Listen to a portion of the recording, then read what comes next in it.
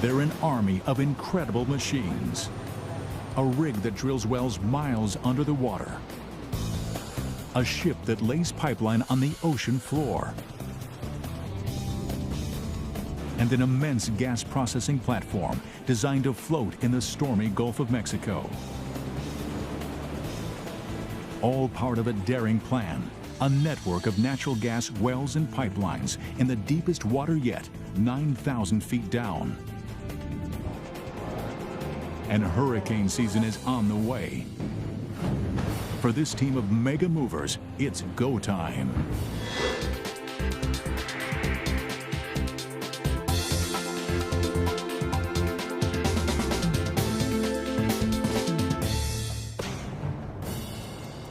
The Gulf of Mexico. Beneath these waters lies some of the world's richest natural gas fields. Now, an ambitious plan is underway to harvest that energy from the ground.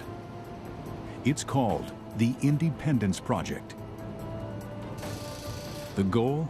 Drill wells and lay pipeline to get the natural gas to a central processing platform and then to shore where it's sold. Natural gas networks have been around for a long time. Okay, coming down. But no project's ever been attempted in waters this deep. For years, thousands of underwater wells have lined the shallow waters of the Gulf of Mexico. They supply 20% of the natural gas to cook and heat homes in the United States. But the demand continues to grow, and the wells in the Gulf are already working at capacity. Energy companies have long known that gas reserves existed in the Gulf's deep water. But the technology didn't exist to drill here, beyond the continental shelf and 9,000 feet down until now. It's the most daring effort yet in the race for more energy from the deep sea. A team of mega machines has been hard at work for months, building a vast deep-sea gas network. They have 5 main challenges.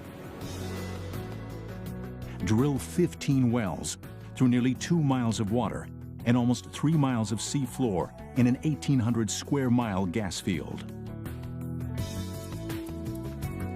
Lay pipeline connecting each well to a central processing platform. Install cables along the pipeline so that engineers on the platform can control the flow of gas from each well. Drive massive pilings to anchor the central processing platform to the ocean floor. And finally, build a huge pipeline to deliver the gas from the processing platform 135 miles to land.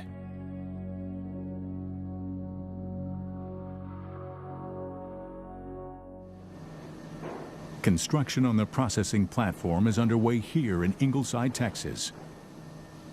Once it's installed in the open ocean, this platform will be the hub of the network, purifying the natural gas and sending it back to shore.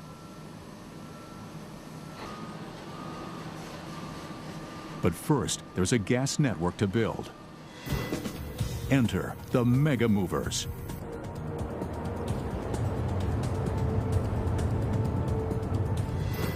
The Deepwater Millennium will tackle the first job, drilling the wells.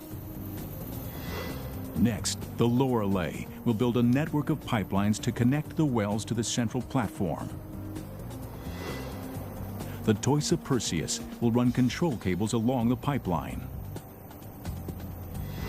And only one ship can tackle the next step, building the monster pipeline to the shoreline. The Solitaire. Installing the huge anchor pilings is the job of the Boulder. Meanwhile, another team of mega machines constructs the massive gas processing platform. The platform is as big as a city block.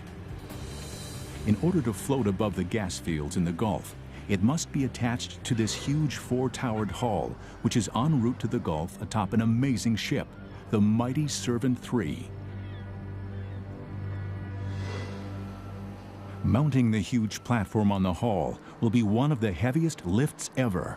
That's when the crane-like heavy lift device will swing into action. To get the network up and running, each of these machines will have to do its job perfectly.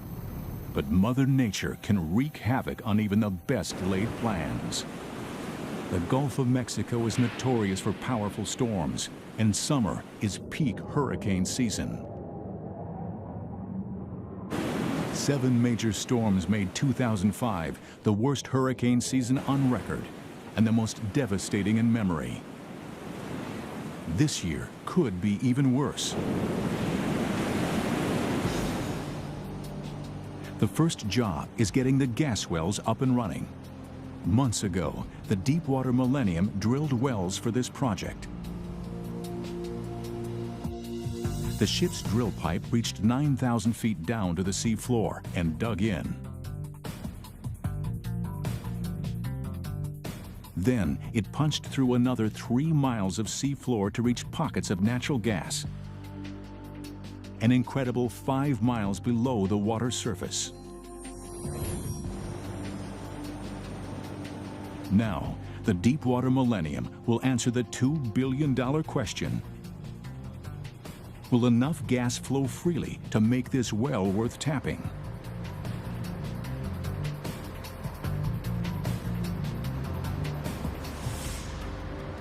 To test the gas flow, the ship must gently lower this delicate column of valves and sensors to the bottom of the well. The Millennium is perfectly designed for the job. She's a drill ship. At 726 feet, she stretches longer than 2 football fields. A huge tower on her deck, called a derrick, will lift the column and lower it into the water through a hole in the middle of the ship. The column will descend to the well through this pipe, almost 9,000 feet of steel tubing that stretches from the ocean surface all the way to the top of the well. Once the testing equipment is installed in the well, engineers on the ship can determine if natural gas is flowing freely. The Millennium's crew prepares to lower the testing column into the well pipe. You might be able to bump it out some more, Jason. It takes a delicate touch. Is it all the way out? If the column smacks into anything, it could damage the critical seals that keep gas in and water out. All right, watch your fingers, Harley. There's a bunch of places you can get bit. The crew lines up the column at the top of the well pipe and begins to lower it.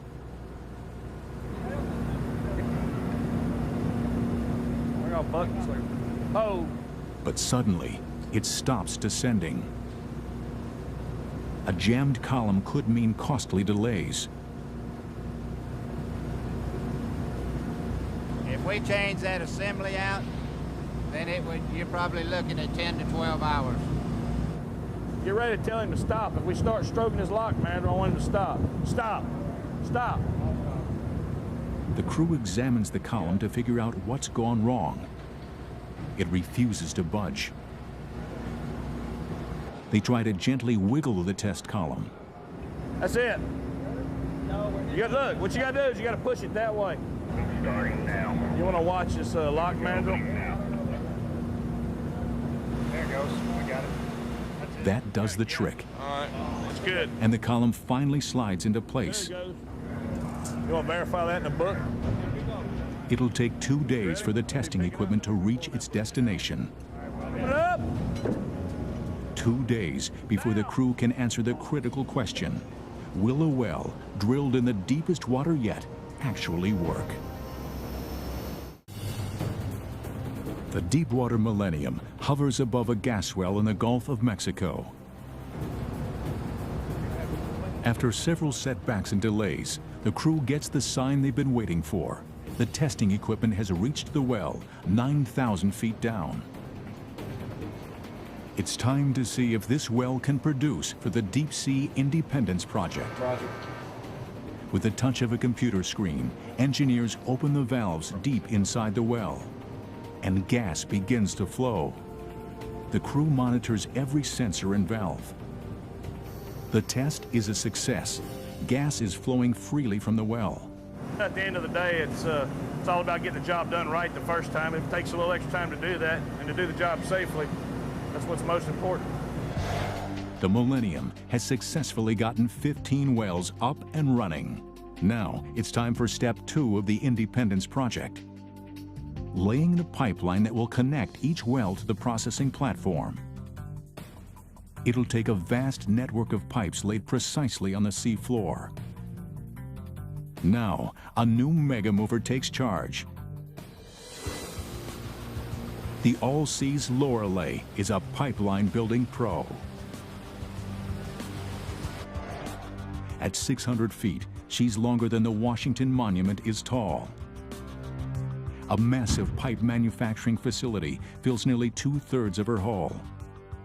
Off her stern, a 200-foot guide called a stinger lowers the pipeline to the sea floor. Creating the network of pipelines is like building a city sewer system nearly 2 miles below the ocean's surface. The Lorelei's biggest challenge is laying each of the pipelines on their predefined pathways. Deviate even a few inches and it will be a massive tangle of steel. Wind, water currents, and the unprecedented depths make the job even tougher. It's the deepest we've ever laid in. All the small pipelines all joined together in 2,700 meters of water. It's like doing a jigsaw puzzle. The Lorelei has just a few months to complete the pipelines before the gas processing platform arrives.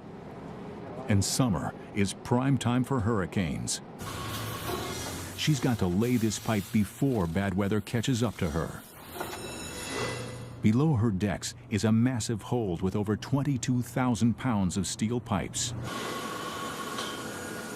The pipes can't be welded at the bottom of the ocean. That happens here in a high-tech assembly process called the firing line. Massive elevators lift 40-foot sections from the hold and slide them into the firing line. The pipes seen here will form a single pipeline 45 miles long.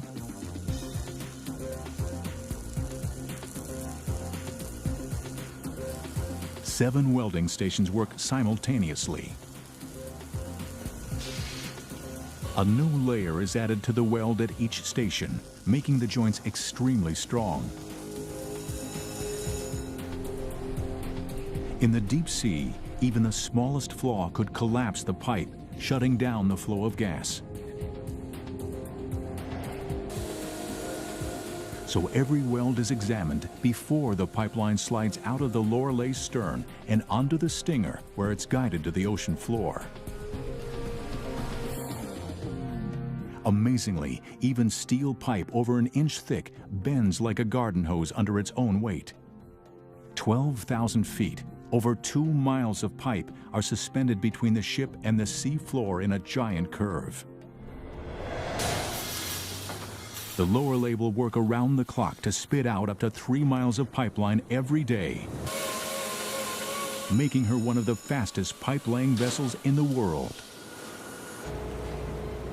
With the wells and pipeline construction underway, it's time for step 3 in the Independence project: laying the cables that will control each well's gas flow. It's a job for the Toisa Perseus. She's one of the only vessels that can install these cables in such deep water. Her huge reels hold miles of the thick cables. And her aft deck is bigger than 3 basketball courts. It needs to be. That's where the Perseus carries its giant cable connectors. The crew places a connector next to each well and then runs a cable along the pipeline all the way back to the processing hub. These cables are an essential part of the network. By supplying the electronic and hydraulic power to open and close the well's valves, they'll allow an engineer on the processing platform to control the flow of gas from a well as much as 45 miles away.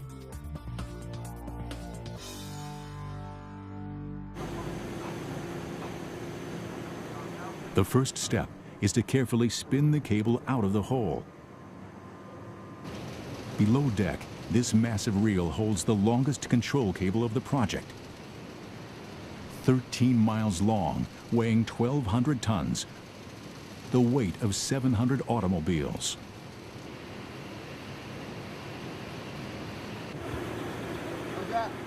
The end of the cable is threaded into a curved guide to prevent kinking the delicate internal elements. A tricky maneuver that requires handing off the cable between two cranes. Safely in the guide, it's lowered to the deck. The crew attaches a stabbing pin to the end of the control cable. Now, they must lock the pin into the connector already installed on the sea floor. It's like putting a plug into a socket, except that the cord is nearly 2 miles long. Two huge tensioners close in on the cable. Their tractor-like grip holds the entire weight of the cable as it's lowered.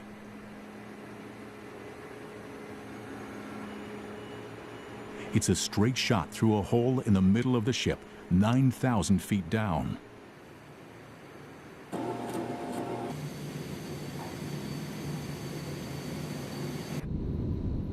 There, the real challenge begins. Plugging the pin into the bucket-sized socket. Once the cable is in the water, there's no turning back. Okay, coming down. Okay, coming down.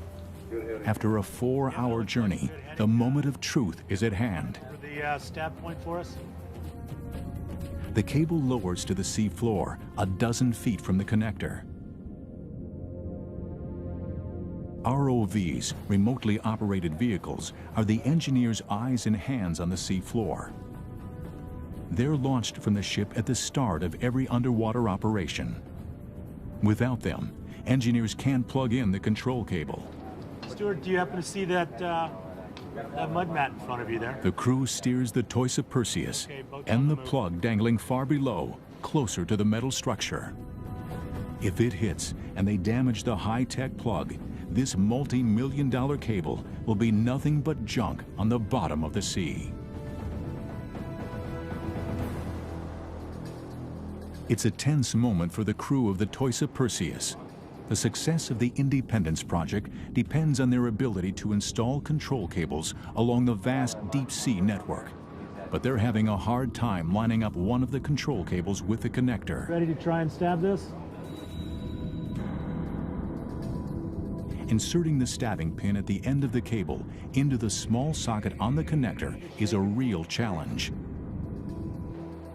It's like making a perfect dunk shot from an airplane flying at 9,000 feet.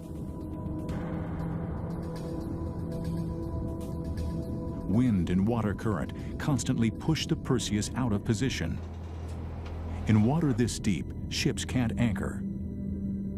For the Perseus and the entire team of mega movers, one technology gives them the critical ability to stay exactly on target. Dynamic positioning. Computers measure every factor affecting the ship's position and control the engines to hover in one spot, move forward or backward, or even sideways.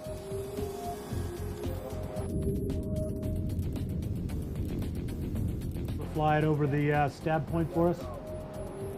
On the bridge of the Perseus, the crew relies on an ROV, a remotely operated vehicle, to guide the stabbing pin toward her target.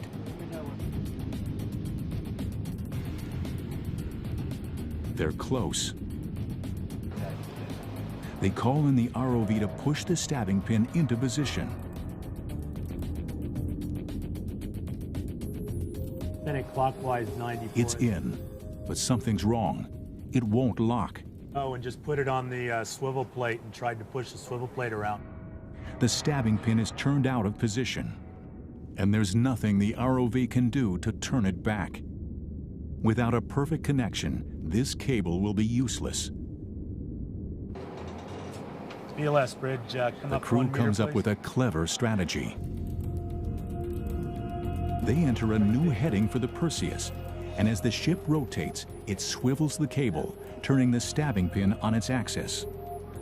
Yeah, we put 1 meter of slack in it. The plan works. Yeah, Roger, I'll stop on it. The pin finally locks into the socket. Okay, can you follow it over and just watch the touchdown for me? With the hardest part of the mission accomplished, the Perseus can now lay the miles of cable that will control the flow of gas from the well. The Mega Movers have tackled 3 out of 5 major parts of the Independence project. They've tested the 15 wells, laid 210 miles of pipes to bring the gas to the processing platform, and installed control cables throughout the network. A major step remains: building the giant pipeline to get the gas to shore. It will take almost 20,000 pipes and months of work to construct the 135-mile Independence Trail. And there's only one ship in the world strong enough to build it, the All-Seas Solitaire. She's got to lay this huge pipeline before the processing hub can pump gas. Few vessels would dare to attempt this mission, but the Solitaire's not just any ship. She's the largest pipe-laying vessel in the world. At 1,200 feet, the Eiffel Tower could easily lay on her deck. A pipe welding assembly line runs the entire length of the ship, and a huge stinger juts from her stern to guide the pipeline to the sea floor. Like the Lorelei, the other pipe-laying ship on the project, the Solitaire builds the pipeline in one continuous motion, welding the pipes together inside her hull, then depositing the finished pipeline on the sea floor. But unlike the other ship, she does it on a much bigger scale. The Solitaire's 6 cavernous holds carry over 21,000 tons of pipe. That's more than the weight of 120 jumbo jets. Even this many pipes doesn't last long. Solitaire can lay 4 miles of pipe in a day. Huge barges constantly replenish the supply of pipes to keep this mega pipe layer busy. And that's where the ship's cranes swing into action. They're built for speed. Most cranes have a single long boom. These monsters have 2 arms, giving them amazing accuracy and speed. And these are unique. They're only 2 like it in the world, and very fast. To complete the Independence project on schedule, the Solitaire has to build and lay the pipeline fast. And that happens here on the firing line, where the crew turns individual pipes into a single, seamless pipeline, 135 miles long. Here, the 40-foot, 6.5-ton pipes are welded together. This is the Solitaire's secret weapon in efficiency.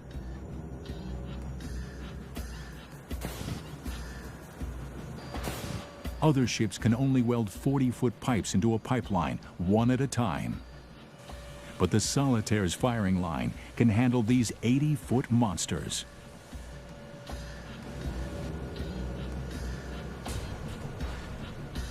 First, the crew mills the pipe's ends to provide a smooth, clean surface. Then, the pipe is welded together at 8 welding stations. Each weld adds more strength to the joint. A special drone even welds the seam inside the huge pipe.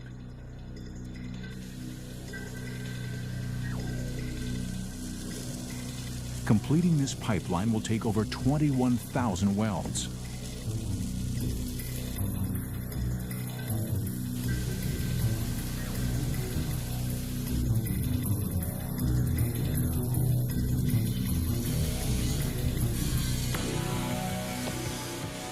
When every station is ready, a bell rings and the pipe seems to move out the back of the ship and into the sea.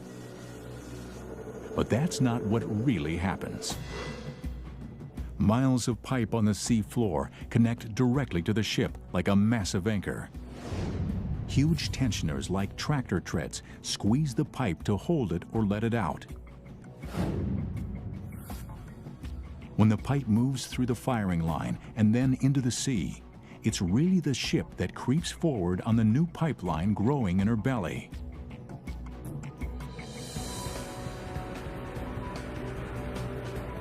The Solitaire works around the clock to complete the pipeline on schedule. This is the deepest pipeline she's ever laid. But her biggest challenge is still ahead. Installing a massive T-assembly, a connector that will allow future pipelines to link to the Independence Trail. Welding the large spigot-shaped T into the pipeline shouldn't be hard. The difficulty will come in trying to push the bulky structure out of an assembly line designed for pipes. The crew has a plan, but it's risky. 135 miles away on the Texas coast, work reaches a fever pitch on the final part of the project, the Independence Hub.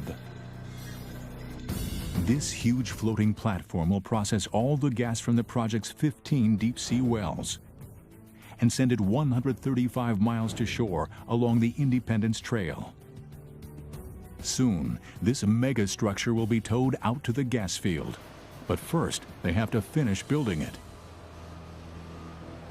The hub is made up of two parts, the upper unit, or processing platform, and the lower unit, a hull that will keep the hub afloat. The massive platform will process 1 billion cubic feet of natural gas each day, enough for the cooking and heating needs of 5 million U.S. households. When it's done, it will be the heart of the largest gas processing project in the Gulf and the deepest anchored platform in the world. But first, the team needs to join the upper and lower units together. Just outside the harbor, another mega mover arrives, the mighty Servant 3. On her back, the massive flotation hull, the 4-towered structure on which the platform will rest. The mighty Servant has brought the hull all the way from Singapore, where it was built, an incredible 10,000-mile journey. Now she has to offload her cargo, and she does it in a very unusual way. Huge ballast tanks inside will slowly flood, letting the ship settle 2 stories lower in the water. Then, the tugs will pull the hull free.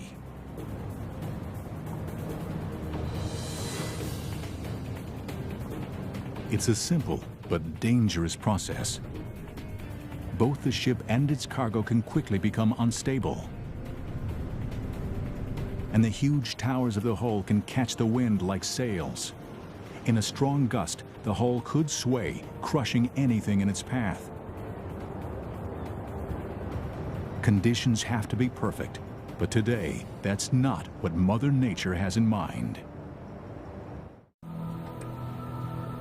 Out in the Gulf of Mexico, the Solitaire is about to tackle a critical part of the Independence Gas Project.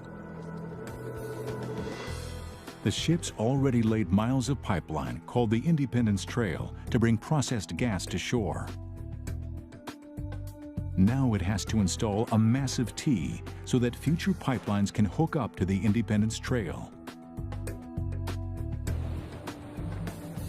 First, the crew must weld the T into the pipeline, but there's a problem. The joint between the pipeline and the T has to be lined up perfectly, and the tool used to align the joint is jammed inside the T, bringing the entire operation to a screeching halt. While the rest of this massive factory waits, engineers scramble to free the alignment tool.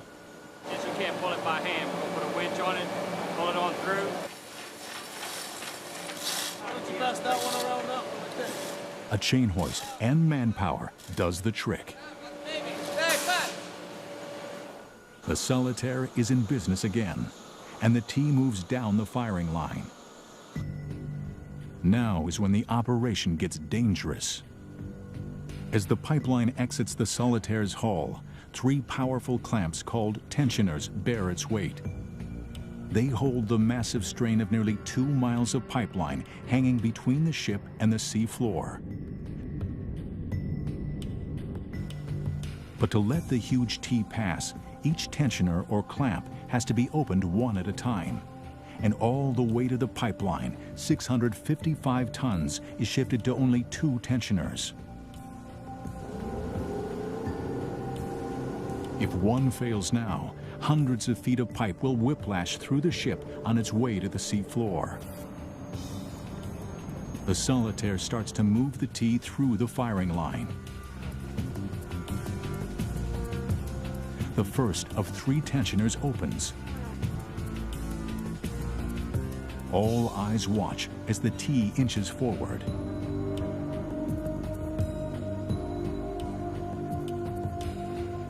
The other 2 tensioners strain under the load, but they hold.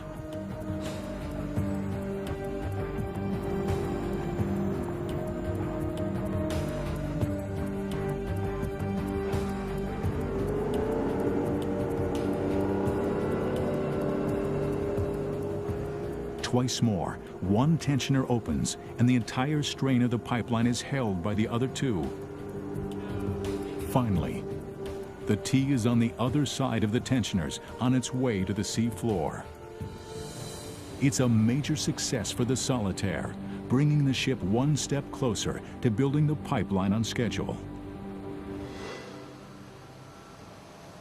On the Texas coast, the huge gas processing platform and the hull that will float it must be joined together. But first, the team has to get the hull off this ship, the mighty Servant 3. This mega cargo ship offloads by sinking, letting her cargo float. For the last few hours, a strong breeze has made it too dangerous to move the hull, but finally, the wind has died down. Now the tricky business of sinking the mighty Servant 3 begins. The hull's massive towers jut up like 4 huge sails. Every time the wind kicks up, the massive structure strains against the mooring lines with tons of force.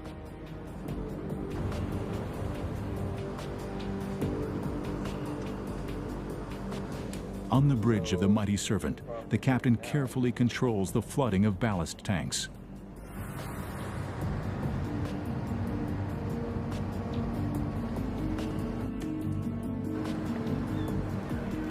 Over the next 10 hours, his ship slowly sinks into the harbor.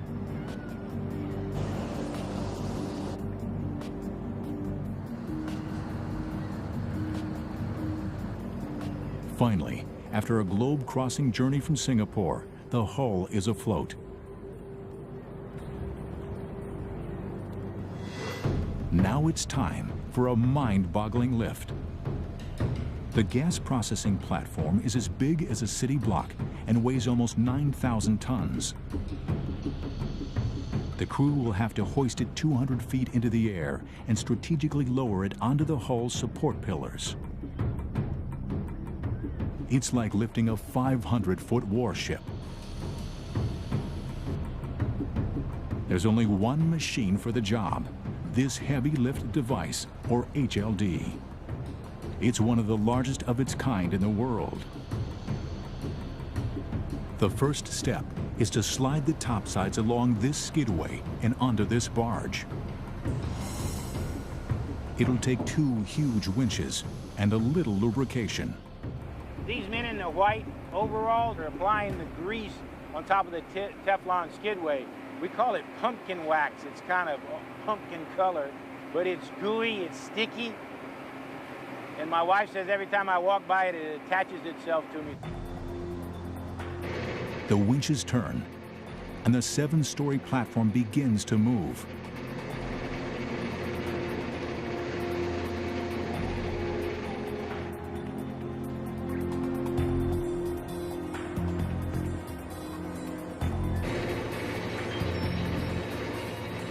the water's edge, the process gets trickier.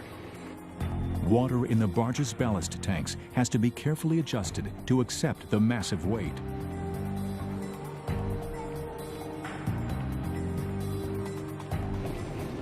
It takes 8 hours, but finally the platform is on the barge.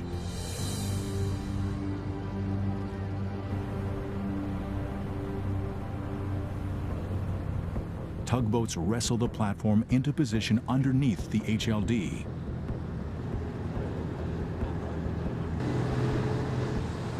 And the crew attaches huge A-frames to lift it. But high winds kick up again. In these conditions, lining up the hull perfectly under the platform will be almost impossible. We need to make sure that the hull is in the appropriate position when we stab down, because we only have a 3-inch tolerance when we stab down, and that hull has to be in a perfect position. For now, the operation is on hold, but it won't slow down another mega mover. Out in the Gulf, preparations for the hub's final home are underway. Keeping the enormous Independence hub secure in the Gulf's stormy seas will require heavy-duty anchors and a special ship to install them. Meet the Balder. The columns of her pontoon-like hull make her incredibly stable, essential for lifting the huge anchors which will secure the hub to the ocean floor. With her massive open deck, she looks more like a platform than a ship. If the Balder doesn't install the anchors perfectly, the Independence hub could pull free.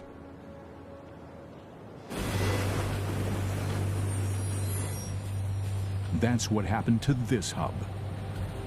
Thunder Horse was the biggest hub in the Gulf until Hurricane Dennis ripped it from its moorings.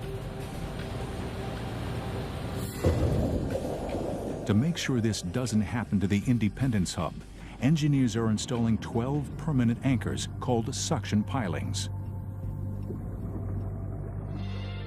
A 2.5-mile-long cable will connect each piling to the floating hub. The Balder's challenge? Place each piling at exactly the right spot and perfectly level nearly 2 miles down. If she succeeds, these will be the deepest pilings ever installed. She'll need her cranes, some of the most powerful afloat, to pull it off. Together they can lift 7,000 tons. But it's not just about brute strength, it's also about precision. The Balder's 7 engines help keep the ship right on target. And staying in position is the name of the game, especially when you're installing pilings this big. Each weighs over 200 tons, as much as 5 tractor-trailer rigs. They're each 88 feet long and 18 feet in diameter. Securing them is a process that takes perfect coordination of the cranes, the engines, the winch, the remotely operated vehicle, and the crew on deck. Barges bring the pilings to the ship. Cranes lift them on board and set them down very gently. The crew attaches a harness and chains for the lift.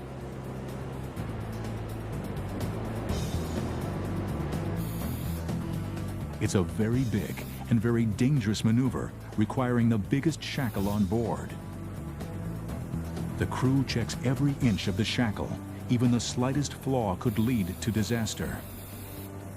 What he's doing, he's looking for microscopic cracks in the surface of this shackle that might grow to a critical size when it's highly loaded during lift. If that were to happen, the shackle could fracture and we could have a real disaster on our hands.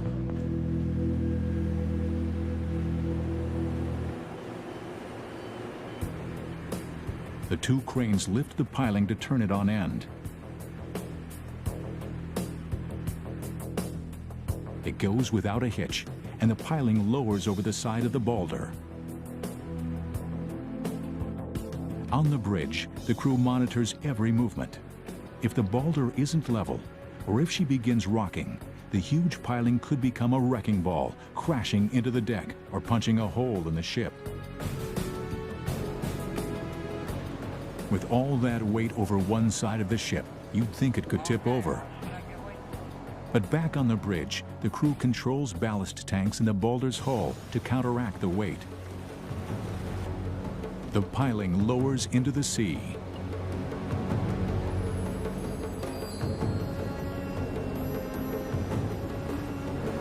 Then, in a blast of escaping air, it's on its way, a 4-hour journey nearly 2 miles into the depths.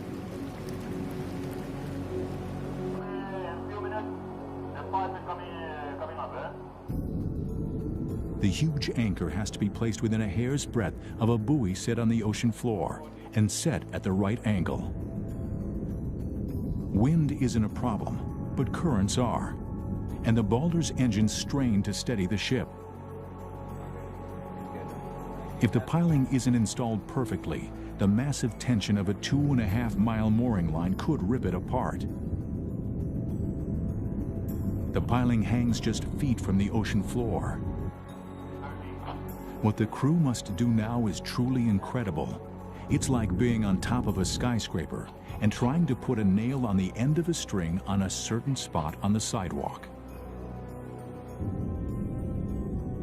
ROVs, remotely operated vehicles, are the eyes of the project engineers, allowing them to inch the massive piling closer to its target.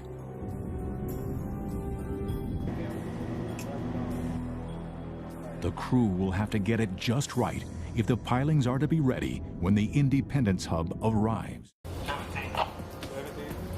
The boulder moves closer to the target, ready to install one of a dozen pilings which will anchor the Independence hub at the center of the gas field.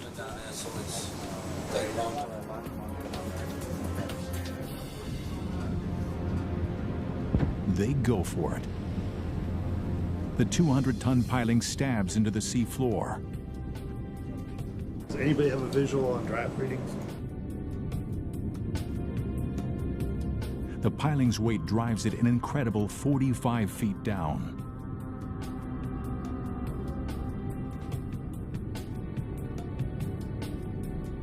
It's in the right place, but is it aligned properly? The orientation's very good. Probably about the best we've achieved thus far.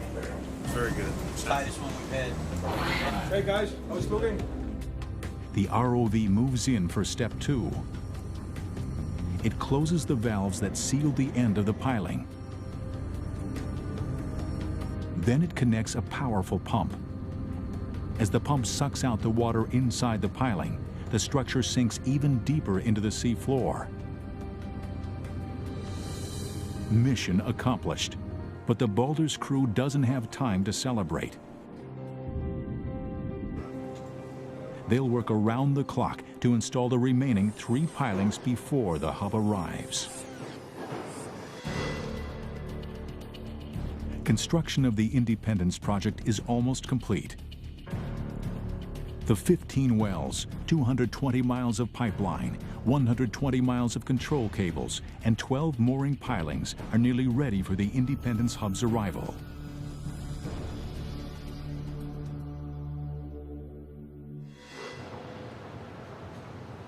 In Texas, it's countdown to the big lift, the last obstacle facing the project engineers. Hoisting the nearly 9,000-ton processing platform onto the 4 towers of its behemoth flotation hull. It's a job for one of the biggest lifters in the world, the Heavy Lift Device, or HLD. But it's never attempted a load this large. Inside the control shack, engineers continuously monitor the HLD's controls in preparation for the big lift. The mammoth booms are 500 feet long, and 23 miles of cable weighing 900 tons run through her motors and winches. Sensors on the booms and the cables provide constant feedback to the engineers. On the hub and the barge, the crew performs their final checks. Then, all but a few crew members move off to a safe distance. A broken cable now would send the mammoth platform crashing to the ground. The lift's motors begin to turn. The cables take up the enormous weight. Then, an ear-splitting boom gets everyone's attention. A fitting for the A-frame has adjusted under the strain. The lift continues. Cables strain as the HLD takes the full weight of the platform.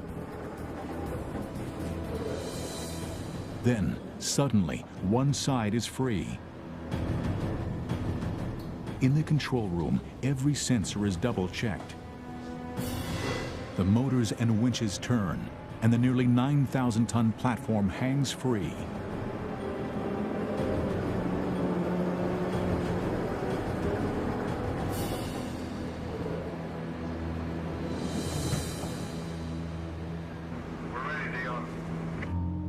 But the biggest challenge is still to come. Setting the suspended platform on the 4 points of its flotation hull. First, the platform has to be raised even higher to make room for the hull. Then, 4 tugs work in concert to turn the hull and push it into place. On top of the hull, an alignment pin will be the guide to make perfect contact. The hull has to be positioned precisely for the pin to fit inside a 24-inch diameter guide. 10 feet height from the guide to the... Now, it's up to the team leader to thread this needle and mate the platform to the hull. When yours line up, if you get there. Thick steel mooring cables connect the hull to shore. They'll control the critical position of the hull underneath the platform. The team leader communicates constantly with his spotters on the hull's towers. I'll put you in the guide. Put a swing. Easy boom up with a easy swing. He directs the massive platform to come down. Twist, but With only 3 inches of tolerance, it has to be perfect. Yeah, 10-4. I don't need quite a foot to get in the guide, but that'll still work. But the alignment is off. it's turned just a hair. If they continue, the stabbing pin will hit one side of the guide, and the platform will miss its connecting points. A little more, Terry, down. All right, right there, stop. The team leader calls for the mooring cables to be adjusted. All right, Larry, booming down on the south. The platform eases down even more. One side makes contact. Boom the north down. But there's a problem. That's you back there, JJ. The other 3 corners aren't matching up. How much more you need? All right, flying back and forth right there. Asteroids, yeah. Asteroids. We're booming down with the north boom to take the twist out of the module. Engineers in the control shack lower one of the HLD's booms by a few feet. The platform inches down even further. The 4 corners of the platform line up perfectly with the towers of the hull. He's right on the money this time. They've done it. The Independence hub is complete. It's a landmark moment in the most ambitious deep-sea construction project ever attempted. Soon, the team will tow the hub into the Gulf and link it to the vast network of wells, pipes, and cables. It's the jewel in the crown of the world's deepest natural gas network. Within a year, the Independence hub will deliver 1 billion cubic feet of gas each day, thanks to a team of amazing mega machines.